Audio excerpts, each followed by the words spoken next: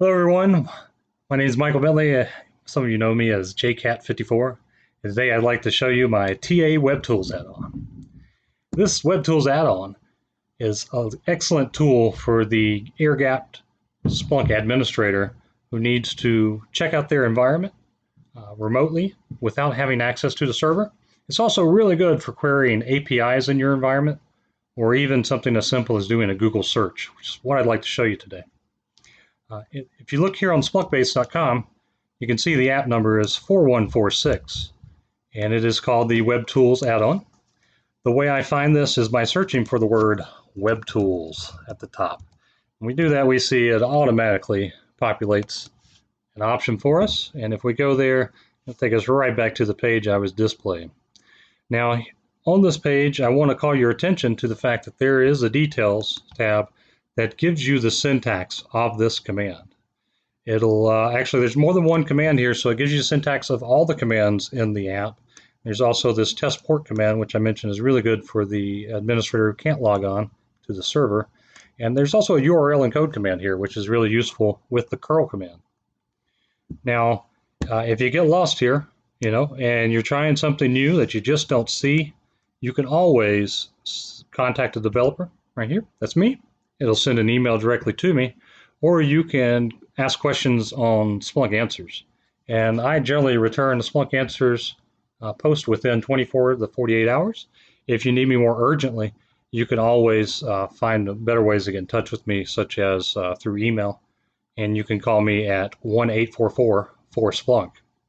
Now, as we go through this command, you might get a little, it might be a little quick, so we can always slow down and pause. That's the beauty of the video. Feel free to follow along at home. So let's get right to it. This is the curl command here in its very basic form. Now, this is a generating command at this point because there is nothing prior to it. But I will like to note that you can make results here, and you can feed the data from those results through to the curl command. That also means you could have an index equals over here, and maybe you would take some data from there and send it through to the curl command. So this can be used for automating REST API searches, posts, gets, all of that stuff. It supports all the standard methods, and you specify which one with method equals. Well, if I want to do anything other than a get, I'll have to specify it because a get is the default. The command also supports verify SSL. Okay, true or false.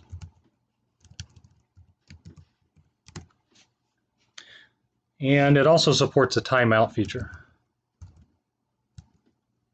The timeout is a float, so it can be something like 5.5 seconds if you want it to be.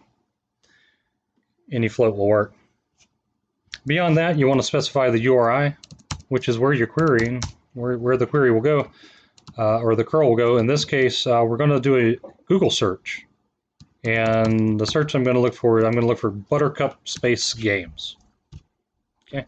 When I run that command, it'll go out and query Google with a timeout of 5.5 seconds, and it'll come back with the results. Okay. In this case, I got a 405 error. Let me try without the timeout. Oh, I know what it was. It was the post. We don't want to post a search. We want to get a search. Okay, and when I do this, I see the response. I get a status and a message back. Okay, both of them have curl underscore prefix to them, and I'm doing that so that you can easily, discard all the fields after the curl command with a table or a fields command, and do curl star, and that way you'll only get the results coming back from the curl. Another thing you can do here is going a little more advanced with the curl command. We can enable debug, and this will show us a lot more curl fields. Okay, we're going to get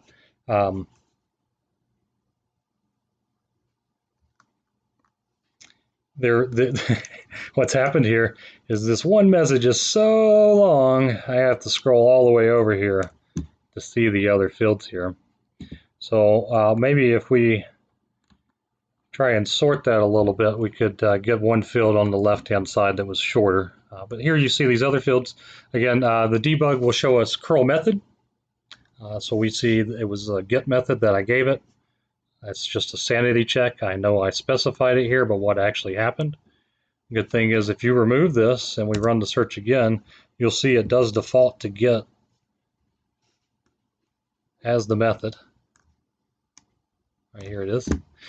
The curl response URL, okay, this is actually the URL that responded to us, or what we queried, in fact. There's some options also about Splunk Auth, and we can see we did not use that option. It was false. We have a curl status of 200, which means it was successful in this case. Here's the URL that we queried, and the verify SSL option we set to false. So we take this just a few steps further. We could parse this response that's in HTML.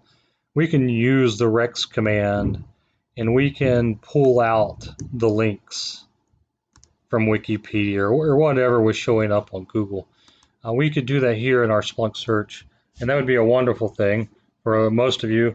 You can think of a million different ways you can use this now, I'm sure.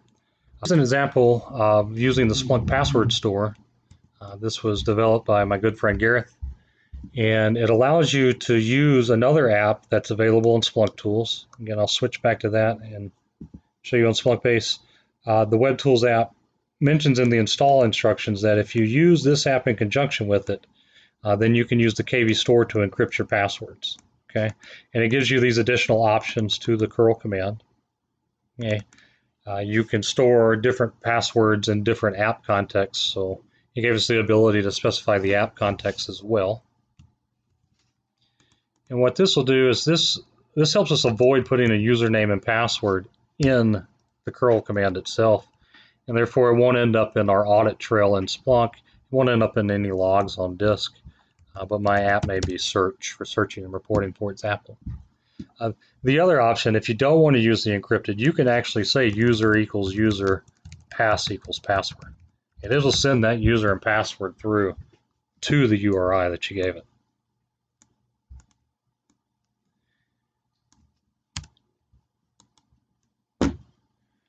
So here's an example of us using it as a streaming command. And what it's actually doing is it's going to take data prior to it and send it through. One thing we can do is we can do the query. We can make that dynamic. So I could come over here and I could do an eval.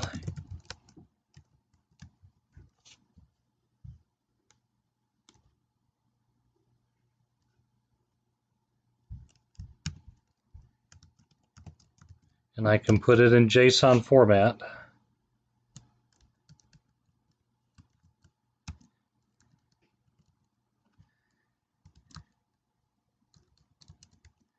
And then I have to escape everything.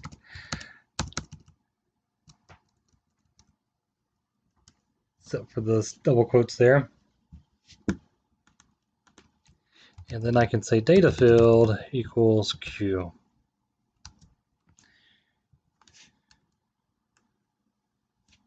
All right. And we can see it actually sent a payload through Buttercup Games. And it'll give us some results over there. This method is further explained here. Getting multiple search results, using the data from the pipe, setting custom headers here before you send it through. The command will support the ability for a data field, a header field, and in our latest release we had the request for a URI field instead of URI. You can dynamically generate all three of those fields prior to your curl command and automate whatever you need to do with that. So as you can see, there's many different things you can do with the curl command. Even with the dynamic field generation, that should allow you to do just about anything you need to do in the world of Splunk.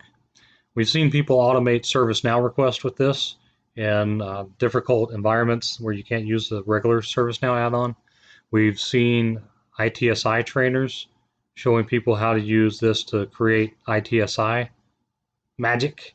And I've also seen people using it to remove alerts and stuff automatically from other systems external to Splunk. All right, so as you can see, there's many options with the curl command and the TA Webtools app that I provided.